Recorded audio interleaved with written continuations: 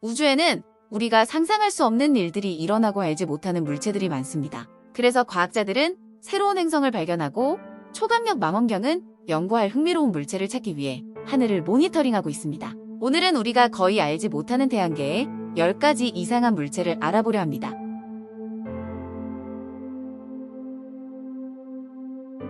오르쿠스. 우리 모두는 명왕성에 대해 알고 있습니다. 특히 2006년에 본격적인 행성의 지위를 박탈당했을 때 관심이 높아졌습니다. 그런데 여러분 혹시 반명왕성이라고 불리는 물체에 대해 들어본 적이 있으신가요? 물체 오르쿠스는 명왕성과 거의 같은 궤도 주기, 거의 같은 축, 각도, 태양으로부터의 거의 같은 거리에 있는 카이퍼 벨트 물체입니다. 명왕성과 오르쿠스는 모두 해왕성과 3대의 궤도의 공명에 있지만 오르쿠스는 공간에서 약간 다른 방향입니다. 명왕성과 오르쿠스의 궤도는 거의 동일하며 게다가 오르쿠스와 명왕성은 이 행성들에 비해 상당히 큰 위성을 가지고 있습니다. 명왕성의 위성 카로는 명왕성의 절반 크기이며 오르쿠스의 위성 반트는 다양한 추정에 따르면 오르쿠스 크기의 3분의 1입니다. 오르쿠스라는 이름은 로마 단어 플루토에 해당하는 에트루리아어이기 때문에 선택되었습니다. 오르쿠스의 표면은 결정질 얼음과 암모니아로 덮여 있는데 이는 과거의 오르쿠스에서 지질학적 활동과 극저온 화산 활동이 있었음을 나타냅니다. 오르쿠스의 암모니아의 존재가 공식적으로 확인되면 오르쿠스는 전문가가 다른 해왕성 횡단물체의 형성 메커니즘을 이해할 수 있도록 도울 수 있습니다.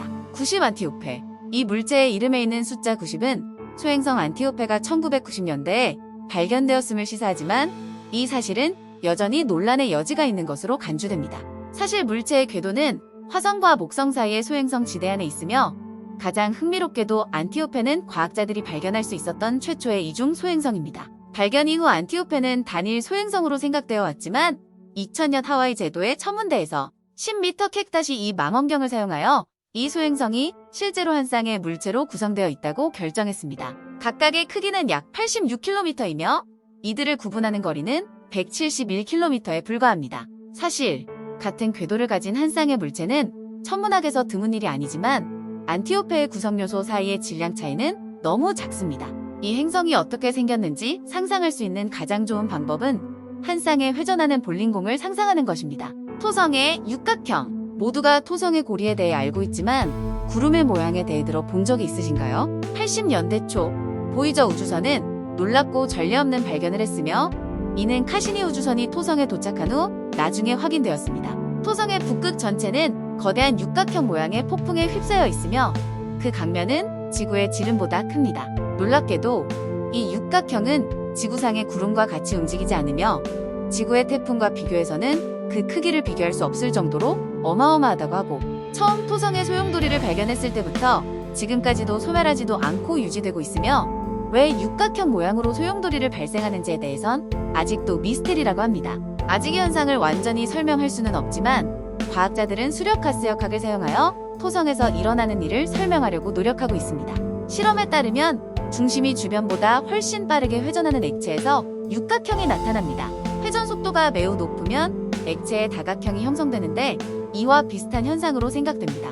토성의 육각형의 풍속은 시속 322km에 이르고 아마도 이 속도 때문에 그러한 기하학적 모양을 만들 것이라 생각합니다. 하우메아. 하우메아는 공식 명칭을 받기 전 2004년 12월 24일에 발견되었기 때문에 산타로 많이 알려졌습니다. 사실 이 비공식적인 이름은 하우메아가 매우 재능있고 독특한 난쟁이 행성이기 때문에 매우 적절합니다. 이 행성은 믿을 수 없을 정도로 빠른 회전 때문에 전문가들이 하우메아를 측정하는 것은 매우 어려웠습니다. 이 행성은 과학에 알려진 태양계의 어떤 천체보다 빠르게 자전합니다. 자전 자체는 큰 문제를 일으키지 않지만 하우메아가 다른 행성처럼 형성되어 있지는 않습니다. 하우메아는 돌과 얼음으로 이루어져 있고 중력은 매우 낮으며 괴물 같은 원심력으로 인해 행성의 표면은 비스듬한 타원체라고 불리게 됩니다. 이 행성은 직경 1100에서 2300km의 타원형 천체로 수십억 년 전 다른 천체와의 충돌이 원인으로 추정됩니다. 대체로 이 정도로 큰 천체는 구형에 가까운 경우가 대부분이나 하우메아는 약 4시간에 한 번 자전하는 덕분에 이렇게 늘어나게 되었습니다. 하우메아 여신의 자식 히이아카와 나마카의 이름을 딴 2개의 위성도 있는데 이 또한 충돌 과정에서 떨어져 나간 조각이 위성으로 변하여 주위를 돌게 되었으리라 여겨집니다. 팽과 아틀러스.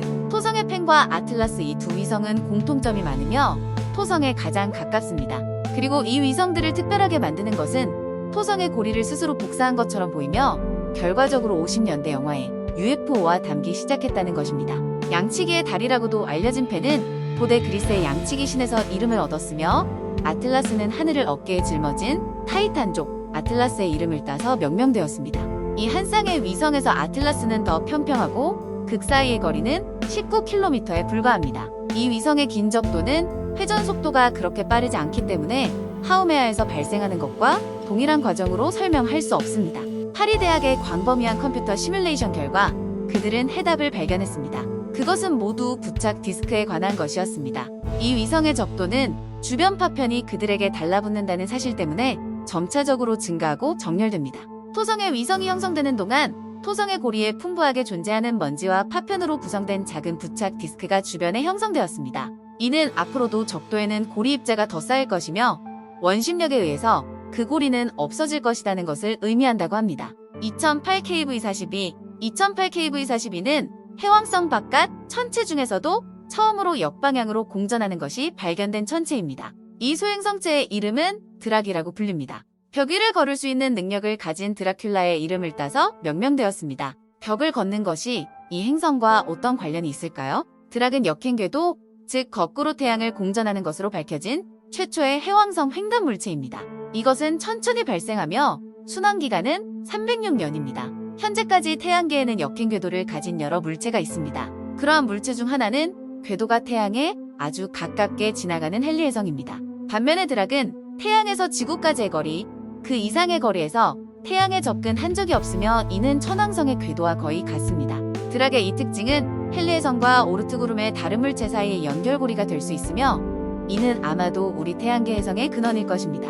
이것은 과학자들이 현재 과학의 미스테리로 남아있는 드락의 형성에 대한 세부 사항을 설명하는데 도움이 될 수 있습니다. 싸움의 궤도가 다른 모든 궤도와 다른 이유를 설명하려는 많은 버전이 있습니다. 가장 흥미로운 이론은 드락이 태양계의 나머지 부분과 함께 형성되지 않았다는 것입니다.